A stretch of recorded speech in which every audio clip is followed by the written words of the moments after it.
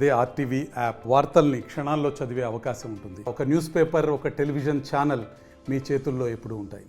గత కాలంగా మేమంతా రాయలసీమ అనేది ఒక గ్రూప్గా ఉండేది. మేము హైదరాబాద్ నుంచి ముందు నుంచి ఉంది. మధ్యలో ఈ ఆశ్రయ నెల్లూరు ఆశ్రయం వచ్చేసి మా గ్రూప్ ఇది అన్ని ఊర్లకు పోయేది. అందరినీ మంచిగా కర్నూలు కావచ్చు, అనంతపురం కావచ్చు. ఆల్రెడీ అనంతపురంలో సంవత్సరం కింద జరిగింది. ఫోర్ టౌన్లో పాల్గొట్టేసి న్యాయం చేస్తే మీరు వాళ్ళ ఊరు పోకూడదు, మీరు వీళ్ళు రాకూడదు అని చెప్పినారు. అయినా కూడా మరి ఇప్పుడు సత్సాయి జిల్లా సపరేట్ మేము ఉన్నాము. మా కొద్ది మేము మా ఊర్లో ఉన్నాం. మేము వాళ్ళ ఊరికి ఏం విస్టార్ట్ చేస్తే కూడా పోలేదు. అట్లా మా బ్యాచ్ రాదని చెప్పి మా ఇంటికి దూరి మా ఇల్లు అంతా పగలగొట్టి ఇంత గందరగోళం చేసినారు. అంటే 70-80 మంది వచ్చినారు. మేము ఉండే 5 మంది. బర్త్డే ఫంక్షన్ మా ఫంక్షన్లోకి వచ్చి వాళ్ళు దాంతో చేసుకున్నారు. మేమైతే వాళ్ళ దగ్గరికి పోలేదు. ధర్మవరం, కడప రౌడీజం వాళ్ళది. అసలు ట్రాన్స్జెండర్స్ ఇట్లా కొట్లాడతారా? కాదు, వాళ్ళు రౌడీలు. ఇల్లంతా చీర కట్టించి నైట్ వేసుకుని వచ్చినారు. మేము అట్లా కాదే, మేము ట్రాన్స్జెండర్స్ ప్యూర్.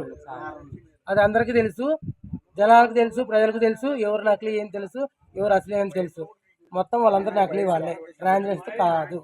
ఇక్కడే నెల్లూరు కాస్ని గాడే సుదీప్ గాడే చేసేది అంతా. శిస్తు కట్టాలంటే ఎందుకు శిస్తు కడతాం? మేము మా అమ్మ కాడ పెట్టుకొని మేము సొంతూరు మేము ఉన్నూరులో ఉన్నాం. మేము మా ఊళ్ళో తింటాం కానీ నెల్లూరు ఆస్తికి మేము ఎందుకు ఇలా శిస్తు వాళ్ళు చూసుకోవాలి. మా ఊళ్ళో